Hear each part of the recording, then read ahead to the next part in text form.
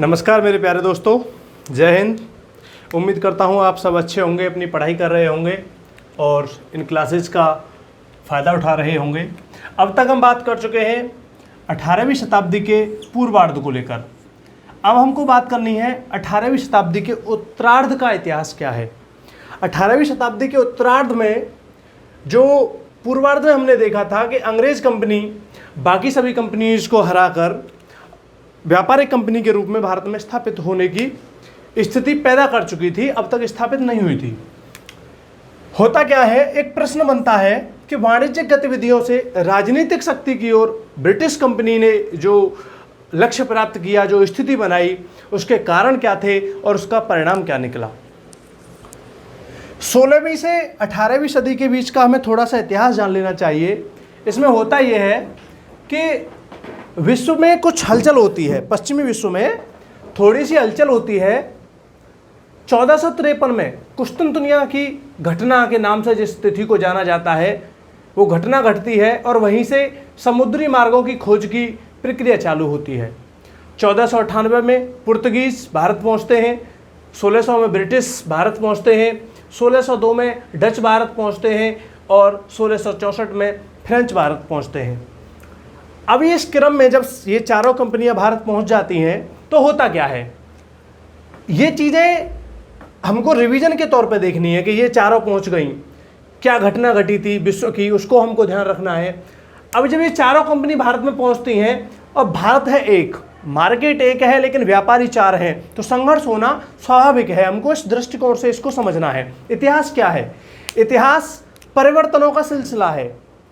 इतिहास में जो घटनाएं घटी उनके आधार पर जो परिवर्तन आए या कुछ परिवर्तन हुए, उनके आधार पर जो घटनाएं घटी, उन सबको समझना, अध्ययन करना, यही इतिहास है। इतिहास, इत माने ऐसा, हास माने हुआ। इतिहास का शाब्दिक अर्थ होता है ऐसा हुआ, उसका अध्ययन करना।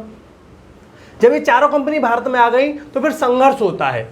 संघर्ष किस लिए होता है? व्यापारिक स्थिति को मजबूत करने के लिए। और इस संघर्ष को हम कर्नाटक युद्धों के नाम से देखते हैं। कर्नाटक का पहला युद्ध 1744 से 48 में हुआ, दूसरा 1749 से 54 में हुआ, तीसरा 1758 से 63 में हुआ और फिर इसी बीच कर्नाटक के तृतीय युद्ध के समय ही प्लासी का युद्ध होता है, जो 1757 के युद्ध के नाम से जाना जाता है। कहते हैं कि प्लासी का युद्ध एक ऐसा युद्ध था जिसे मैच फिक्सिंग की तरह देखा जा सकता है कि उसका परिणाम निश्चित था कि किसको जीतना है और किसको हारना है, तो उस युद्ध का मायने नहीं करता।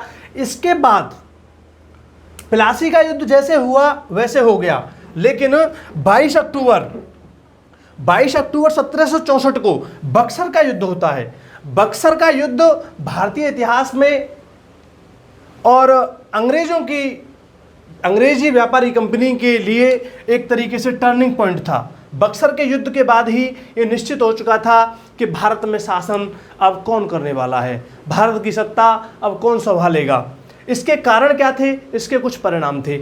हम इसकी ज़रूरत क्यों है, इसको समझने की ज़रूरत क्यों है? सीधी सी बात है, हम पढ़ रहे हैं, हमको इतिहास के क्रम में ये पता होना चाहिए कि जो बक्सर का युद्ध हुआ, या हमको ये पता होना चाहिए कि भारत में जो ब्रिटिश कंपनी ने अपने शक्ति को स्थापित किया, एक व्यापारिक कंपनी से एक राजनीतिक शक्ति प्राप्त की, एक सत्ता हासिल की, उसके बीच में, उसके मूल में कौन सा युद्ध था, ऐसी कौन सी घटना घटी थी, उन क्रमों को हमको हल्की सी समझ होनी बहुत ज़रूरी है। उसी क्रम में हम जानते हैं कि 1764 के बक्सर के युद्ध के कारण क्या थे।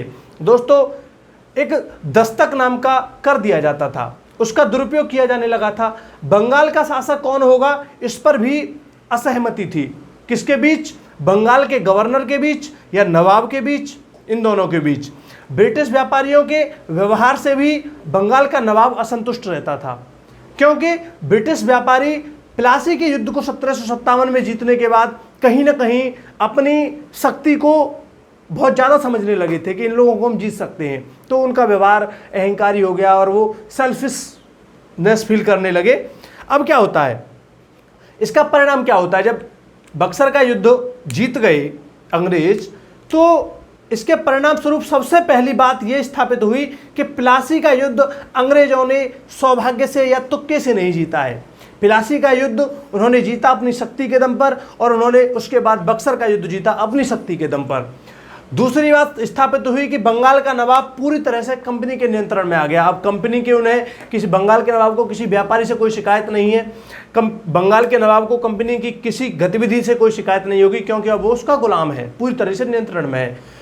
फिर उसके बाद बंगाल की तरह ही दो राज्य थे, अवध और मुगल। अवध राज्य था मुगल बादशाह के अंतर्गत जो शासन आता था दिल्ली का, उन दोनों पर भी कहीं ना कहीं एक मानसिक दबाव बन गया। वो बातों को ठुकरा नहीं सकते थे अंग्रेजों की को। व्यापारिक कंपनी से राजनीतिक कंपनी की ओर जो कंपनी ने अपना लाभ अर्जित किया है, अपना लक्ष्य प्राप्त किया, वो परिणाम तो कहीं ना कहीं 100% साबित हो गया प्लासी और बक्सर के युद्ध से, खासकर बक्सर के युद्ध से, कि अब कंपनी सिर्फ व्यापारिक कंपनी नहीं है, अब कंपनी राजनीतिक शक्ति अर्जित कर चुकी है। अब कंपनी उस तरफ बढ़ चुकी है जहां वो भारत में सैनिक आधार पर, राजनीतिक डिप्लोमेसी, कूटनीति के आधार पर अपनी इच्छानुसार भारत में नीतियां बनाएगी, अपनी इच्छानुसार भारत में शासन को चलाएगी, ऐसी स्थिति बन गई। तो दोस्तों, अब हमने रिवीजन कर लिया है 18वीं शताब्दी के उत्तरार्ध का। अब हम आगे बढ़ेंगे उपनिवेशवाद, उपनिवेशवाद को पढ़ेंगे। उसके बाद हम जो है ऐसे ही क्लासों को लेते जाएंगे। बंद कर दो।